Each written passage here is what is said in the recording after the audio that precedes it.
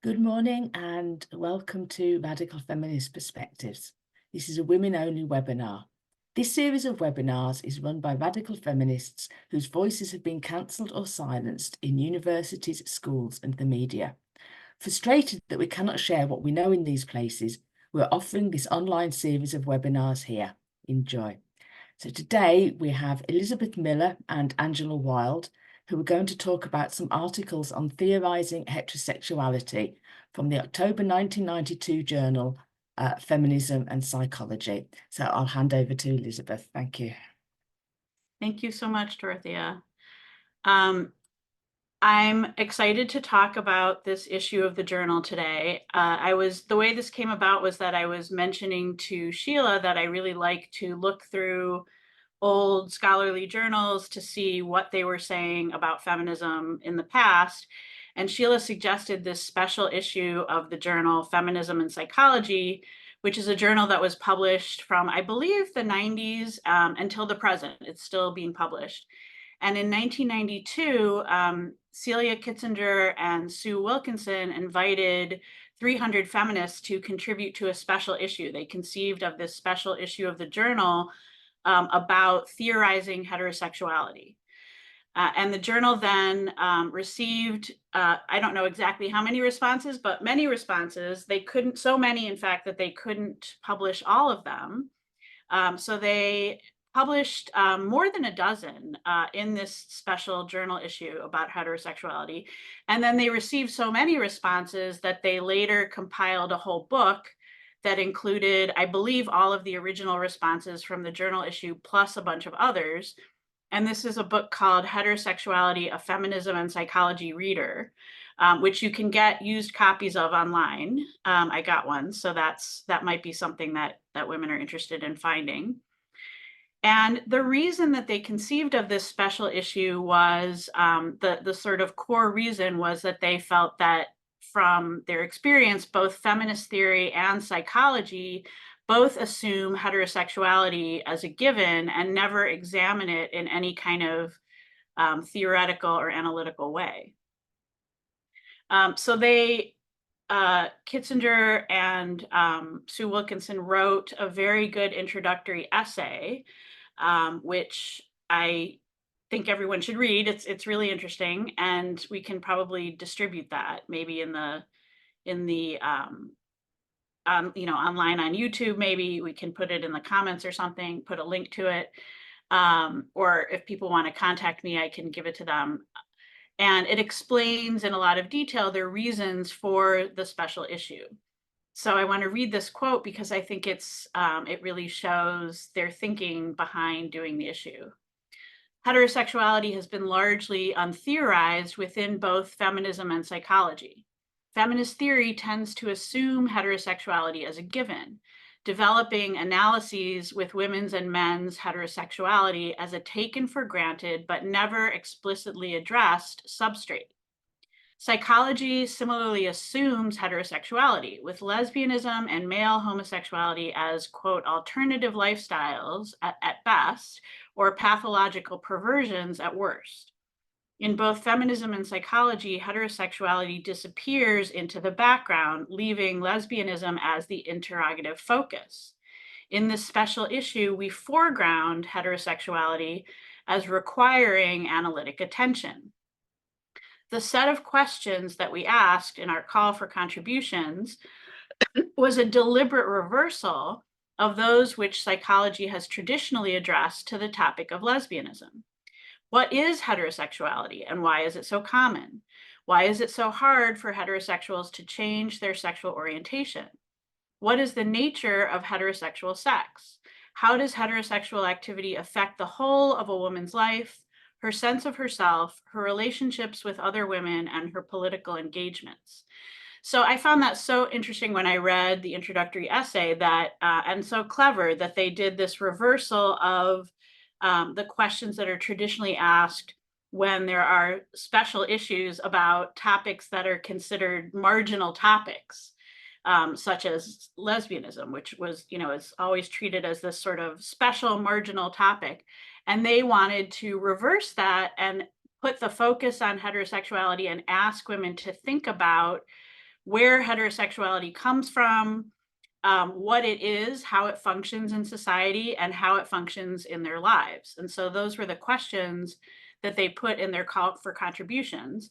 And as I said, they asked about 300 feminists to write responses to these questions.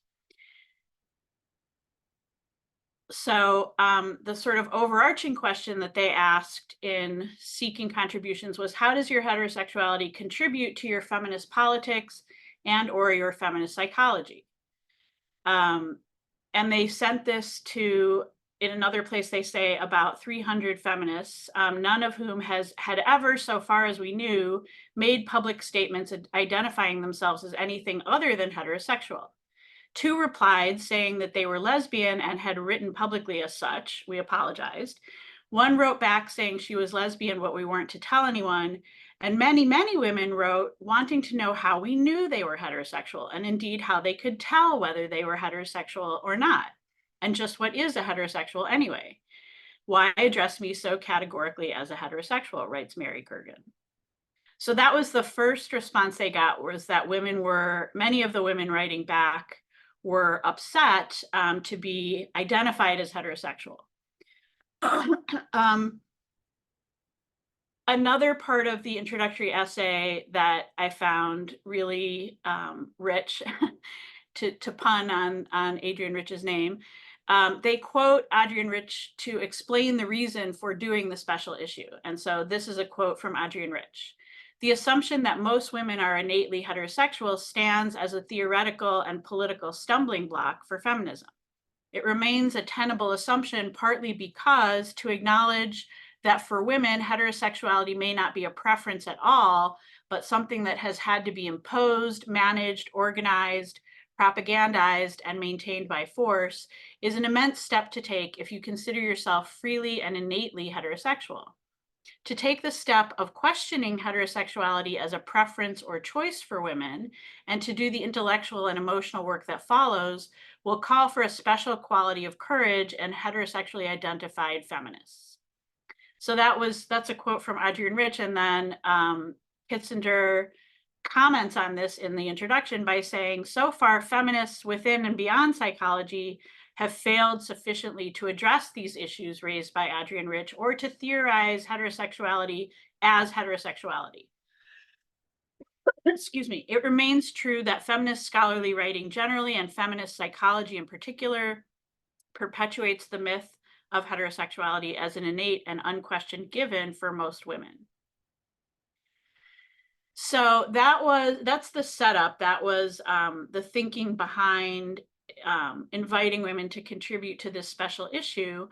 And so Angela Wild and I decided to do this talk together, and we read about a dozen of the articles that were submitted, and we sort of found that they fell into 2 categories. Excuse my cough. So one category, one grouping was that many of the articles, many of the writers, we felt really failed to engage with the questions posed at all. And they failed in many different ways, or they had many different sort of strategies by which they sidestepped the questions that were asked in the call for articles. So I kind of went through and categorized the different ways in which they failed to engage or sidestep the questions. So many of them got quite defensive and said things like, I don't label myself as heterosexual. I don't think of myself as heterosexual, even though these were women who'd only ever been in heterosexual relationships. There was kind of a blindness to the question of what is heterosexuality and how it arises, whether it's inborn or socially constructed and imposed on women. Many of the authors of the articles just didn't even seem to see that as a question that should or could be looked at or discussed. It just was not seen as something, they just didn't see the question. Many of them therefore didn't answer any of those questions that I read out before that had been posed by the editors. Then there were other kinds of what I would characterize as defensiveness, asserting that heterosexual relationships can be feminist, lots of not my Nigel kinds of responses, such as my relationship with my husband is feminist. Shifting the discussion away from talking about women at all and talking about how patriarchy harms boys or men. Asserting feelings of division from lesbians, saying that this question of what heterosexuality is makes them feel divided and alienated from lesbians, and sets up this idea of kind of opposing sexual orientations and which is better. And really, there was a widespread failure, I thought, in most of the articles we read to see heterosexuality as political at all, or as a system at all, or as a system with rules for imposing it, and only seeing it as a sexual orientation. Now, some of the women did say it was a chosen sexual orientation, and others seemed to feel that it was inborn, but they were consistent in in seeing it just as a sexual orientation and not something that is in any way a political system. So many of them either presented heterosexuality as a sexual orientation about which they had no choice, or some of them said they chose it but didn't examine why, didn't talk about why at all. Or some of them said they don't label themselves as heterosexual, even though they had exclusively been in long-term heterosexual relationships, but still didn't really explain why they then didn't see themselves as heterosexual. So I'm going to provide some examples, some quotes from some of the different articles, illustrating some of those categories that we observed in these articles. So for instance, Sandra Bem in her article said, how does my heterosexuality contribute to my feminist politics? That is an impossible question for me to answer because although I have lived monogamously with a man I love for over 26 years, I am not now and never have been a heterosexual, but neither have I ever been either a lesbian or a bisexual. What I am and have been for as long as I can remember is someone whose gender and sexuality have just never seemed to mesh very well with the available cultural categories, and that, rather than my presumed heterosexuality, is what has most profoundly informed my feminist politics. Which in itself, that's kind of an interesting idea, but I didn't really feel that she went much deeper into that idea that what she calls her gender, which she really means her sex, and her sexuality haven't seemed to mesh well with the available cultural categories. It would have been interesting if she had gone into that in more depth, but I didn't really think she did. Robin Rowland said, I don't go about saying I am heterosexual, and I do not feel I am particularly identified as heterosexual. Carol Jacqueline, in her response, said, being asked to contribute to an issue of feminism and psychology as a heterosexual was offensive. Why? Because of what it means to say I am heterosexual. More specifically, saying I am heterosexual implies that my sexual preference is an unchanging and essential personal attribute. It is, however, certainly not clear that one's sexual preference is either unchanging or an essential attribute. No one should be limited by this or any other label. Sexuality is complex, our lives are complex, and growth or at least change is the only constant. So here I feel like there's kind of a nod in the direction of sort of recognizing that sexuality could be something that women could potentially examine and change, but she doesn't really go farther into that in her analysis in her article either. Because heterosexuality has been an established sexual preference, I am heterosexual also says I am traditional. At the very least, it connotes that I do not have to struggle with society about my sexual preference. I feel I do have to struggle with society about limiting anyone's sexual preference. Moreover, I do not want to think of myself as a member of the establishment, even though I know I have many of the privileges and rewards of the establishment. So again, there's kind of a nod here where she says she knows she has many of the privileges and rewards of the establishment. There's kind of an implicit recognition that heterosexuality is some kind of system that has costs and benefits, or mostly benefits. But again, she doesn't really go farther into that. And it's also kind of paired with this kind of defensiveness by saying, well, I don't really want to be labeled as heterosexual because it means I'm traditional. And of course, feminists don't want to be seen as traditional. Here's one that where the person kind of shifted the discussion away from men and to how patriarchy harms boys. So she says, the willful decision to be heterosexual did not have as much impact on my personal feminist politics as did the willful decision to have a child. As a feminist mother, having a son brought me face to face with the kind of cruelties that are perpetrated on boys. It made me start to question how it was that traditional masculinity is generated. It raised those original questions again. Why do men hate women? How is patriarchy reinforced?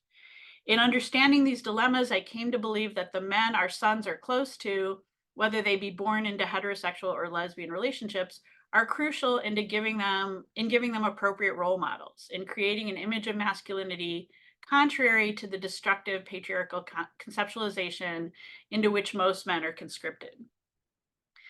So, I mean, again, here there's kind of a germ of a useful idea, this idea that men are conscripted into destructive patriarchal conceptualization, which does kind of relate to the question of how is heterosexuality, where does it come from? What is it? Is it a system? Is it imposed?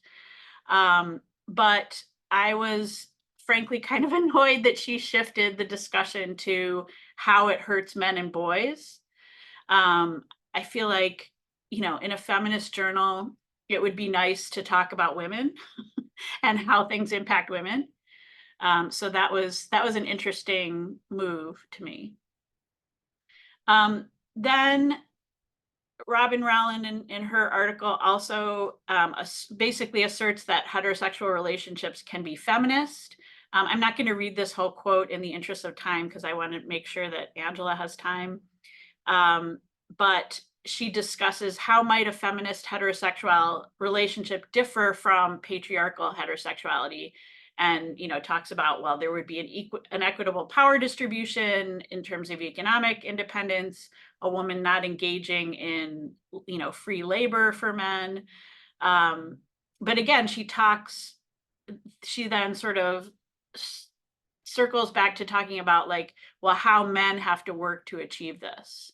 And also, I think just the idea that a heterosexual relationship could be either feminist or non-feminist kind of sidesteps the question of it sort of assumes that you could have feminist and non-feminist heterosexual relationships, which to me kind of sidesteps the question of whether heterosexuality as a system could inherently ever be feminist. She also basically asserts that her own heterosexual relationship is feminist. She says, the power dimensions outlined by Jeffries and Dworkin do not operate for me. I am not objectified in my relationship. I am not less powerful. Unlike many heterosexual couples, my partner and I live apart about 75% of the time in different but joint households. I have my own job, my own bank accounts, my own friends and activities. I am not married. I earn an equivalent income. I run my own household, etc. So again, I feel like this sidesteps the ultimate questions that the editors were attempting to get people to examine in this issue of the journal. Like she doesn't feel less powerful. She has economic equality in her view, but I don't think that really addresses the question of the nature of heterosexuality. Then there were some authors who talked about how bringing up the question of the nature of heterosexuality and where it comes from and why women are heterosexual or perform heterosexuality, that even discussing that, even bringing that up as a discussion topic, creates a divide between two camps, the heterosexual woman camp and the lesbian camp. And there were a number of women who had sort of expressed feeling that kind of divide and alienation by having the question raised. So with other women, the heterosexual woman experiences both community and alienation, sometimes simultaneously. This is most profoundly so in respect of lesbian women. As women together, there may be acknowledged similar values, fears, political perspectives, any or all of which can draw connections between separate individuals. However, as sexual beings, all too often the women may feel enormously apart, even on opposite sides of a fence. Classic feminist texts, such as that by Adrienne Rich, can serve to make the heterosexual woman feel guilt, annoyance, sympathy, but most of all, difference. In current feminist political practice, it is the heterosexual lesbian division which appears to have the greatest and most alienating effect. So again, I feel like here, by the way that this author expresses this, she's just assuming that there are these two camps of, on opposite sides of a fence, of the heterosexual women and the lesbian women, and again, is not engaging with the question of how did those camps come to be? What puts a woman in one camp or the other? How does heterosexuality actually function in women's lives? It kind of just assumes that these two camps start out and they're at odds with each other, and that bringing up these questions makes them even more at odds with each other. So those are the examples that I wanted to point out about the articles that we felt kind of didn't get down into the nitty-gritty and really really engage with the questions in a way that we found disappointing.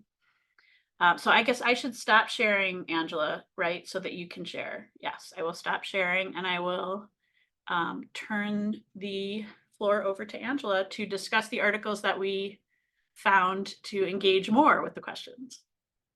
Hello, everybody. So can you see me? Am I on now? Okay. Right. Just give me 1 second for sharing. Excellent. So for the next part, thank you, Liz.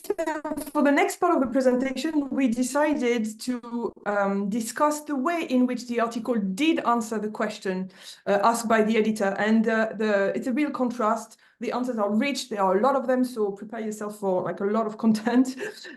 So I want to repeat the questions that were: what is heterosexuality and why is it so common? Why is it so hard for heterosexual to change their orientation? I mean, imagine asking this question in today's context. What is the nature of heterosexual sex? How does heterosexual activity affect the whole of a woman's lives, her sense of self, her relationship to other women, and her political engagement? And so we've identified 3 articles that answered this question. Again, we haven't read the whole of them, so we picked these 3 that we had read that answered really well. This is Nicola Gavey, Technologies and Effects of Heterosexual Coercion; Jenny Kitzinger, Sexual Violence and Compulsory Heterosexuality; and Denise Thompson, Against the Dividing of Women. Lesbian Feminism and Heterosexuality. Just 1 moment.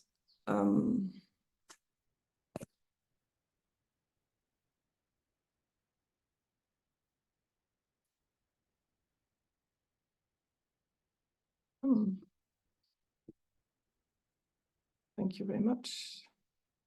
Excellent. Sorry about that. Okay. So the first thing really, as an introduction, is what was really striking is all these articles we identified where understand the heterosexuality as political, and that this is the basis for their analysis. Everything is based on that. So really a contrast with what Liz described. So for example, Nicola Gavey states that it is now widely accepted that what we think of as heterosexuality is not a natural and pre-existing entity, but rather a social construction. So immediately she's political, and she comes from it, not from a lesbian feminist perspective, as I understand, but she's a Foucauldian philosopher.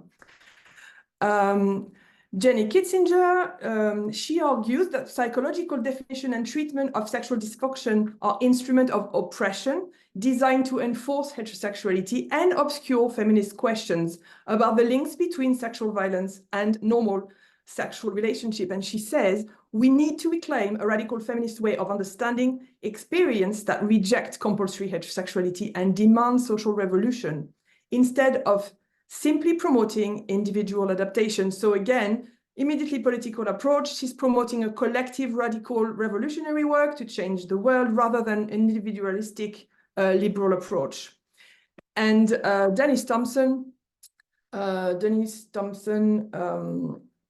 well, she praises Adrienne Rich and Janice Raymond, and she says both argue that heterosexuality is imposed on women, and they give numerous examples of the way in which women are sometimes brutally coerced into hetero relations, sometimes subjected to more subtle violence by being deprived of any potential alternative. So I think already as an introduction, we already start to see a lot of the answers to the question that the editors had asked. So I decided to divide the rest of this presentation in three parts, really three questions. How does heterosexuality affect a woman's lives? The strategies of compulsory heterosexuality, and what is heterosexuality and the nature of heterosexual sex, and how these three authors really answer the question and how they go on about it. And so how does heterosexual activity affect the whole of a woman's lives and a sense of self? Denise Thompson's text developed around the idea of Adrienne Rich's lesbian continuum. But contrarily to some of the writers that Liz just looked at, who have used the concept of lesbian continuum to avoid looking at their heterosexuality, to avoid asking the questions, and so they've really used the concept against its initial purpose, Thompson argues that lesbians, and maybe especially lesbian feminists, are not to be opposed to heterosexual women, because so many of us have a heterosexual past that we have walked away from. So in her view, we are not inherently different women. We are the same women at different times in our lives and with a different level of awareness. And she's going back in a text to the origins of the political opposition of heterosexuality from a feminist perspective, and in the second wave. I personally really enjoyed reading this because she's referencing some amazing quote from the 70s, and it's a refresher to see how radical the 70s were for feminism. So for example, love promotes vulnerability, dependence, possessiveness, susceptibility to pain, and most importantly here, prevent the full development of women's human potential by directing all her energies outward in the interest of others. And then again, she quotes T. Grace Atkinson, who says the institution of heterosexual intercourse exists in the interest of the male and against the interest of the female, and that it limits women's human possibilities. So the second text by Nicola Gavey, it's really, really excellent.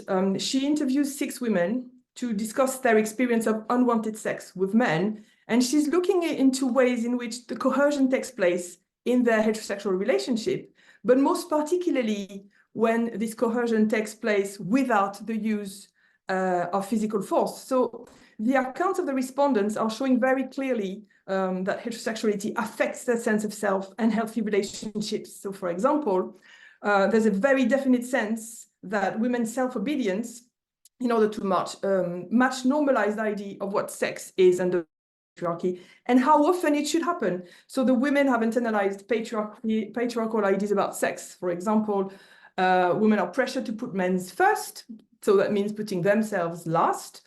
They are consenting, in inverted comma, to have sex with men under pressure, regardless of their own needs or desire or lack of desire. And they do it when they don't want to maintain peace, to avoid an argument, because they feel sorry for the guy, because they are made to feel guilty for not having sex enough times. Basically, they feel guilty about saying no in any context. And in some aspects, I think it also affected women's self-perception and maybe sometimes even mental health. A woman has said she has internalized that she is abnormal, uptight, and prudish because after a rape, she said she didn't enjoy it. She feels bad about not enjoying the fact that the rape itself. One of the women seeing herself as a schizophrenic for not enjoying being raped repeatedly by her husband. And so I think sometimes it went as far as to affect women's perception of reality. Some of the women report having consented to unwanted sex in order to avoid being raped. And in that case, women completely internalize the distressing effect of rape.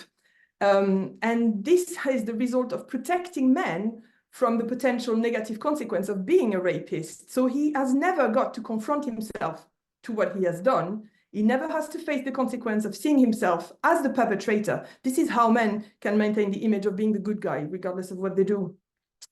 And so what's interesting is most of these are framed as heterosexual sex, not rape by the women. They do not see it.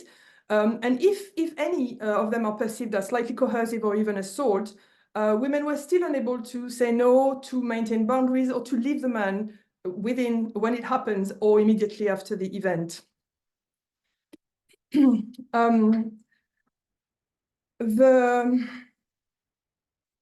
second aspect, so we're in the second question here. The second aspect that I wanted to look at really about how come so many women are heterosexual and why it's so hard for women to escape heterosexuality. So I thought the best way to do this was to look at strategies of compulsory heterosexuality. And the text really gives us a lot of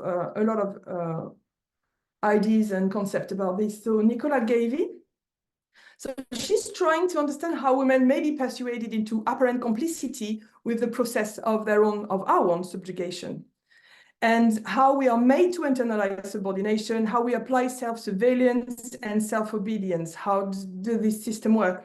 So she used a concept, conceptualized by Foucault, that is called the panoptical schema, and it's based on an architectural model called the panopticon. And so it's a model for a prison, which basically consists of a central watchtower. It's surrounded by a circular building and is divided into cells. And so all the cells, inside of all the cells, are visible from the watchtower, but the people in the cell cannot see the room in the tower. So they basically do not see when they are being watched. And so, because of the way this is constructed, they do not need to be watched all the time for the surveillance to be effective 24/7. They automatically become self-obedient because they don't know when they are being watched.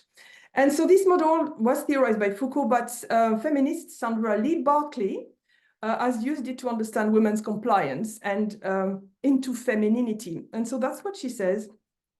The woman who checks her makeup half a dozen times a day to see her foundation has caked or her mascara has run, who worries that the wind or the rain may spoil her hairdo, who looks frequently to see if her stockings have bagged at the ankle, or who, feeling fat, monitors everything she eats, has become just as surely as the inmate in the panopticon a self-policing subject, a self-committed to a relentless self-surveillance. This self-surveillance is a form of obedience to patriarchy. It is also the reflection of a woman's consciousness of the fact that she is under surveillance and he is not.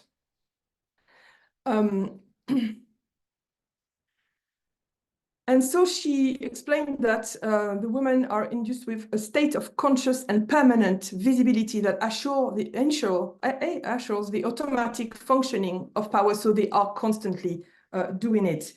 Gavey uses that theory, and she explained that it is also applicable to heterosexuality, that there is definitely a normalized patriarchal model of sexuality that is internalized in each woman, and there are scripts and rules that women follow even when the individual man they interact with in sex is not directly enforcing them.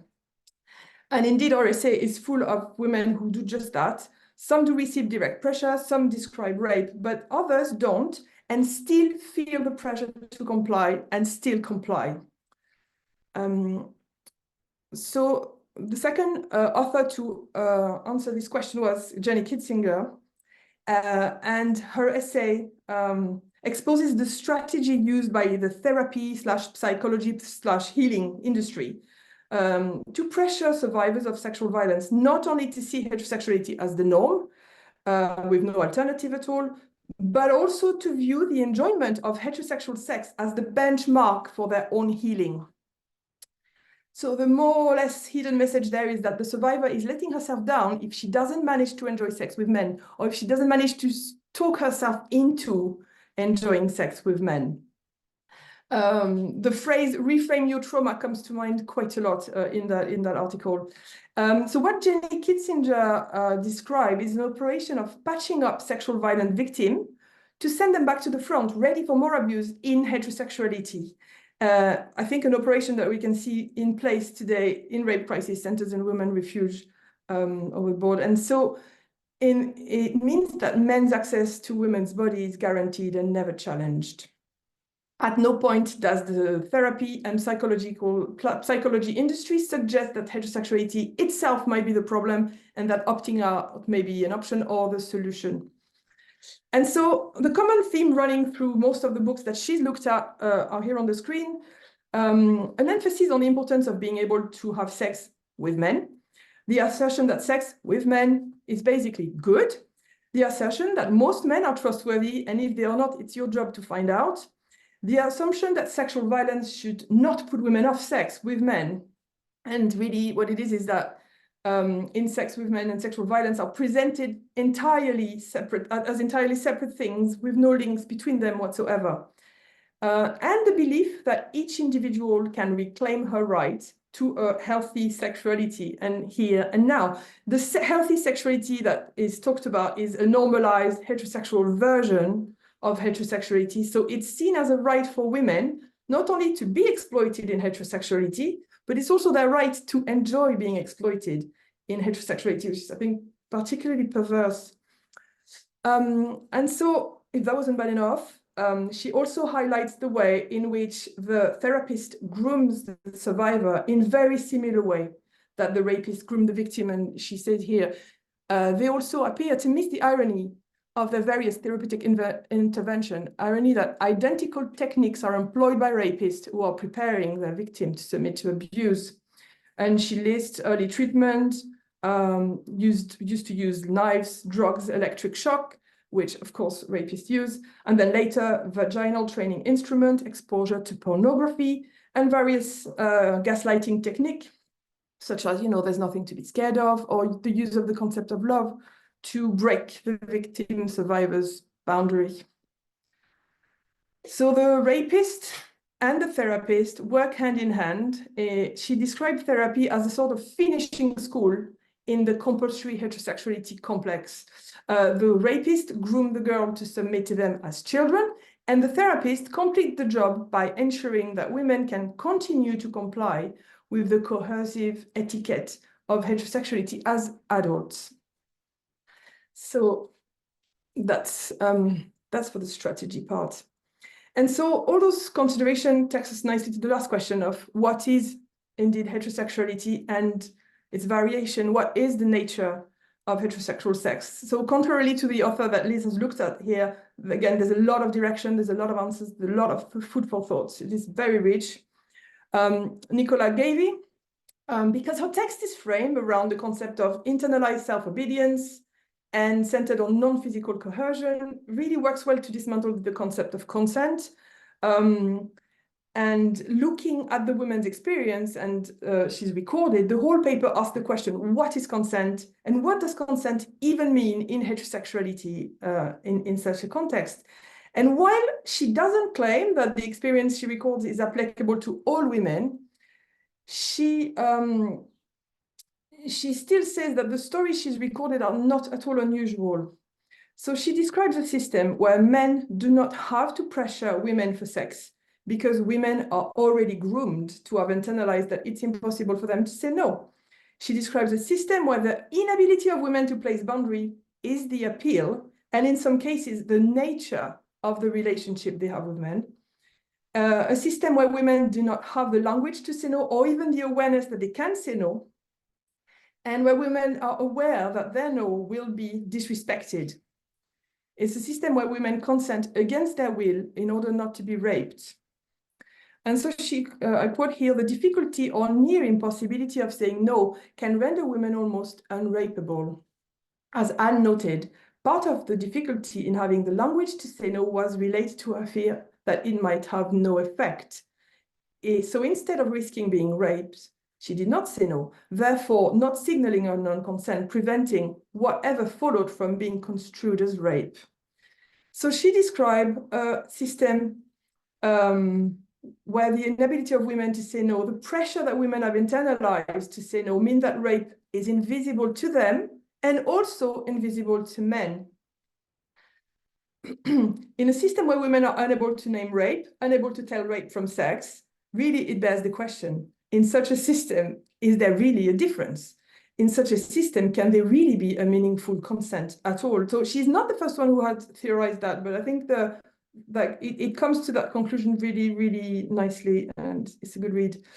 And then Jenny Kinzinger, again, to answer that question of the nature of sexuality and heterosexual sex. She decided to give the final word to survivors.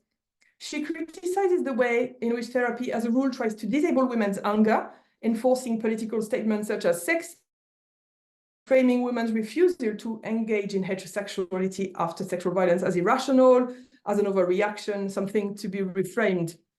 So instead, she suggests that survivors of sexual violence rejection of heterosexuality is not a dysfunction, but a rational reaction. So she says, once this is accepted, there is a possibility that survivors may after all be right in the way that they see the world. This radical feminist vision is not distorted. Rather, it is free of the rose-tinted glasses of romance.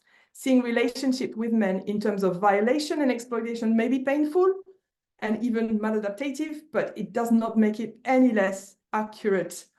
And then she quotes a survivor, which I think is so, so powerful. No one can tell me that my politics are the hysterical overreaction of a paranoid rape victim who has been pushed over the edge by a bad experience. I see reality. I have no distance from it.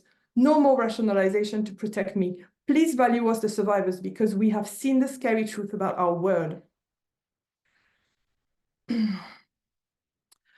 And so the last point of my part of the presentation is how Denise Thompson answered this question of the nature of sex and the nature of heterosexual sex and heterosexuality. And as I said before, she starts by framing her analysis on radical feminist second wave ideas and quotes. And the main ideas that we see throughout is that the relationship between men and women are inherently inequitable, impossible because of unequal balance power. The institution of marriage is primarily a formalization of the persecution of women. It is extremely hostile, in the interest of men against the interest of women, inherently exploitative. And my personal favorite, crush his love and you will find your fears, which I think is a very early shortcut way to say is Stockholm syndrome that Dee Graham will look at later. And really the idea is, so what she's saying is whether it was called the sex role system, sex class, the institution of sexual intercourse, heterosexuality was the enemy to be struggled against. Its destruction was the prerequisite for the feminist revolution. Heterosexuality had to go. None of it was retrievable for a feminist purpose. How powerful is that? And so while she herself is growing her political awareness, the way Thompson has understood heterosexuality has shifted. And she said, from the standpoint of a lesbian feminist, I no longer find heterosexuality real. She now views it as not as a sexuality, but as a system of oppression in which women are coerced. And so the heterosexual system is seen as an oppression that can be also left behind. Thompson believes that women can leave heterosexuality behind to become lesbians, indeed that they have done so and that they carry on doing so. For her, the main difference between a heterosexual woman and a lesbian relies in the political awareness. She says, to be a heterosexual, all a woman needs to do is to fall unthinkingly into what everybody else does. To be a lesbian requires some measure of self-reflection or at least self-consciousness. And so she says, the phenomenon of women becoming lesbian with the advent of second wave feminism has received very little acknowledgement in feminist writing. The evidence for it happening and continuing to happen is largely confined to the experience, memories, and current perception of those of us who are prepared to acknowledge it. It has been silenced, along with much of the radical lesbian feminist politics, by the continuing hegemony of the male stream and its continuing co-opting of feminism. And what I would add personally to this is if anything has changed in this scenario today in 2024 is that the silencing is now accompanied with a very hostile campaign of bullying and harassment. So not much better. Nonetheless, she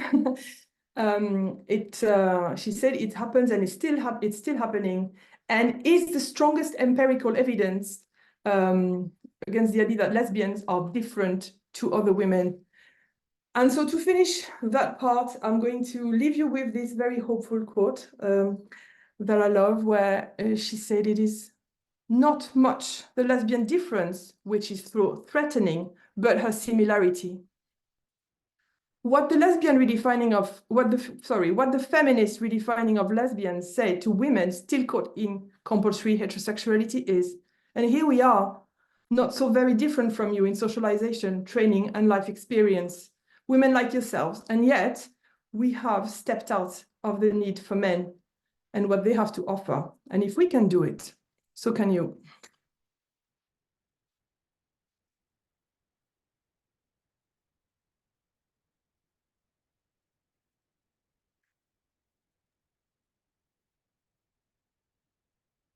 That was so interesting, Angela. And so look, we've got plenty of time. How incredible. Yeah, I don't know how we ended up. We were worried that we would We not were have worried, enough time. I guess yeah. we talked really fast. Well, what you were saying at the end there made me think of Sheila and others in The Spinster and Her Enemies and other books looked at marriage manuals from the 20s to the 50s and beyond, and showed how they trained women into the system of participating in and performing heterosexuality as a system of dominance and submission hierarchy.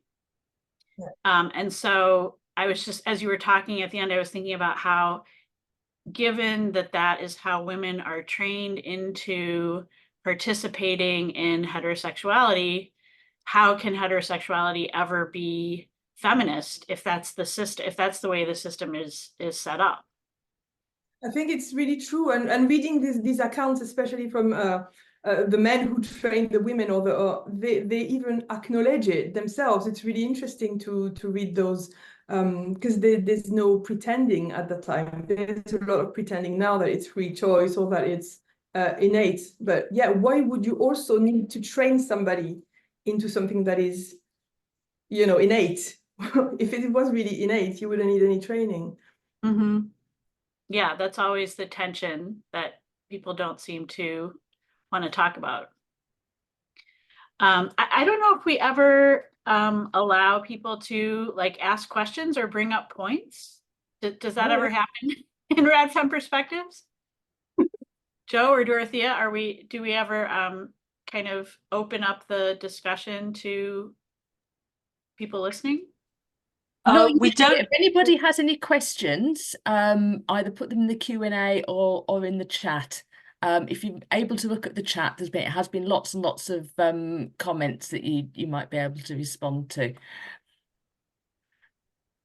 Yeah, I'd be really interested to hear how all of these articles that we've been describing hit people. Like, what are your reactions to the excerpts that we've been sharing?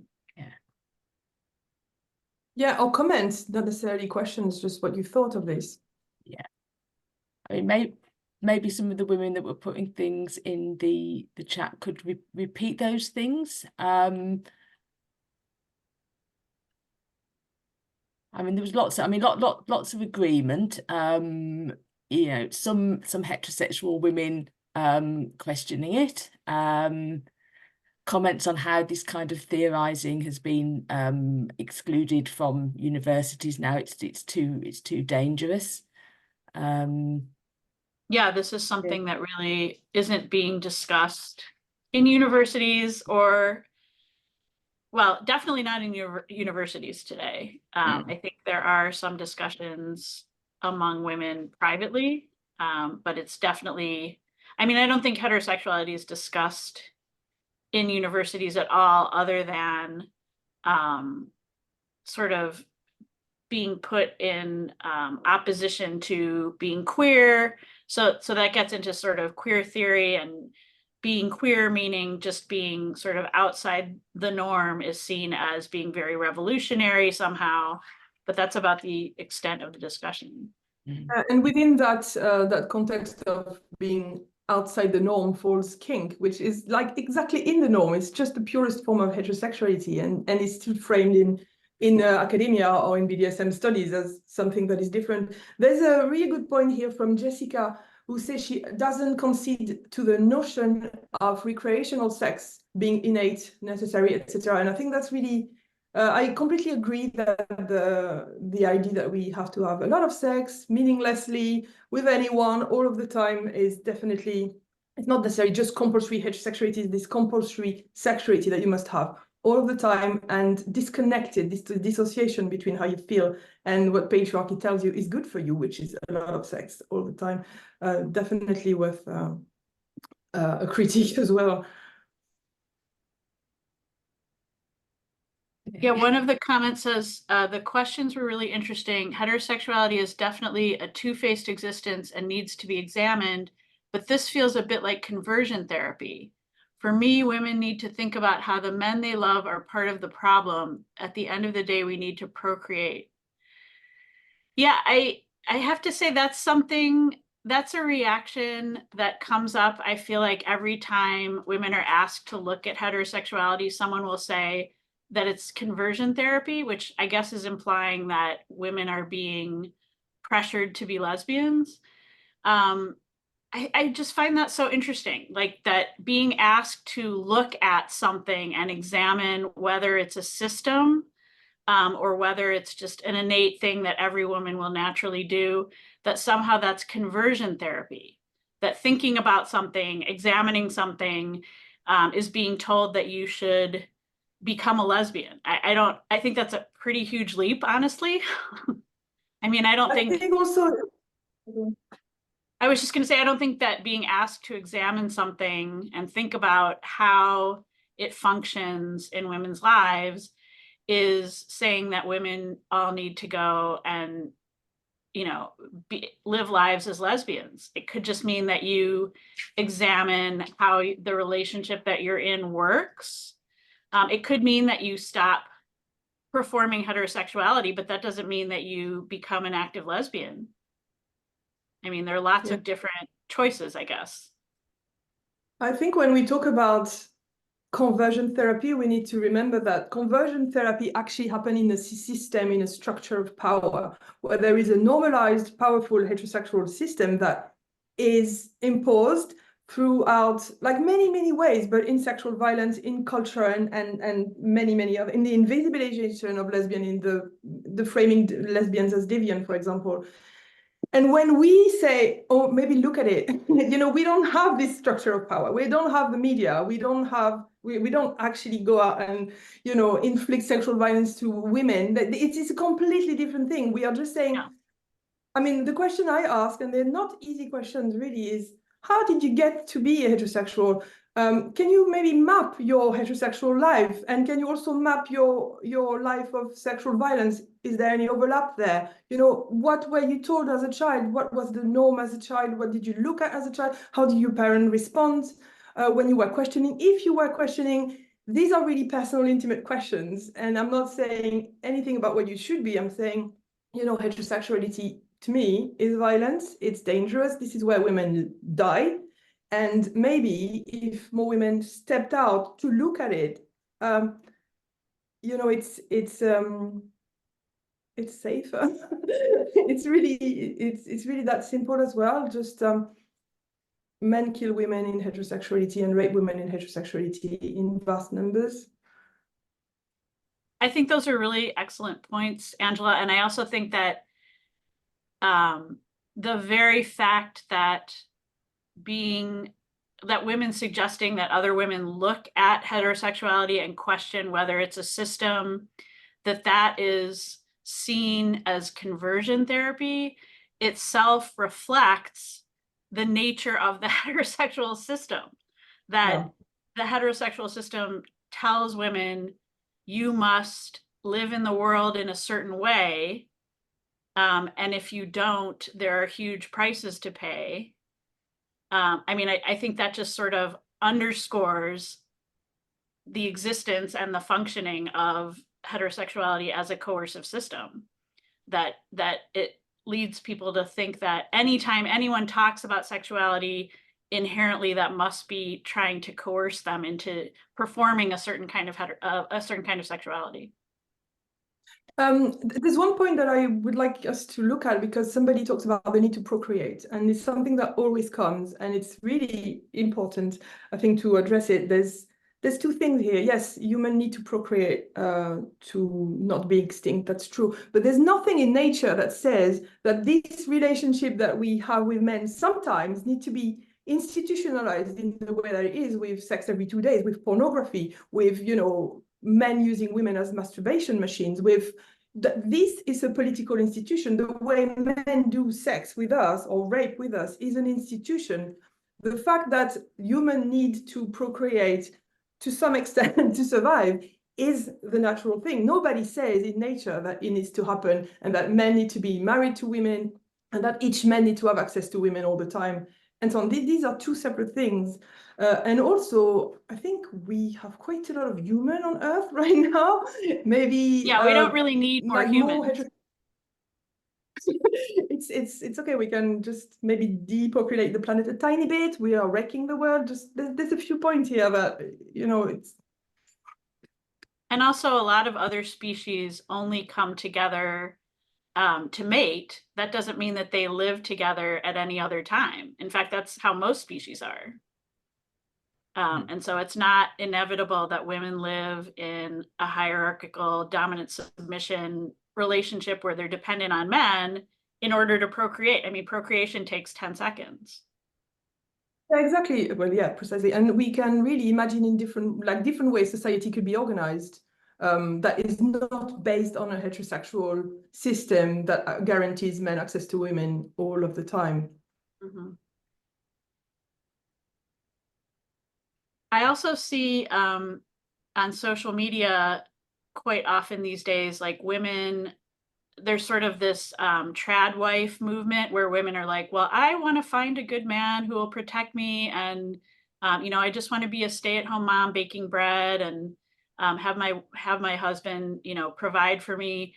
And I think that's so dangerous, like women sort of giving up their ability to economically support themselves, I find. And of course, that is part of patriarchal grooming into heterosexuality. And that was always the contract throughout history, is that a woman will be owned by one man and he will provide for her economically. But that meant that the woman was essentially a slave to the man and, you know, had no ability to provide for herself outside of that marriage that she was contracted into.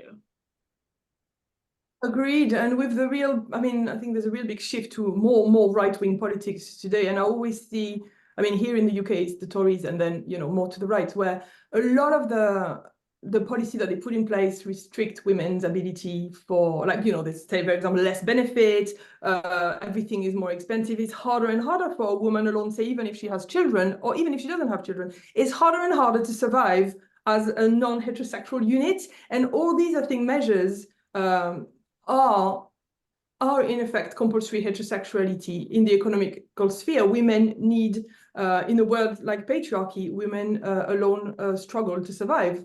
So the triad wife, I think, is a, you know, normal reaction to, like, the world getting harder and harder. The more women are independent financially, the less they need men, and the less they walk away from them. It's a fact, like, it's well known.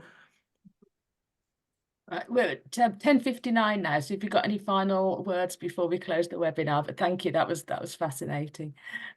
I just want to quickly say, I know there are tons of other comments that are scrolling by very quickly, and we didn't get to respond or even read most of them, so I apologize for the fact that we weren't able to respond to most of the comments, and I appreciate people putting them in.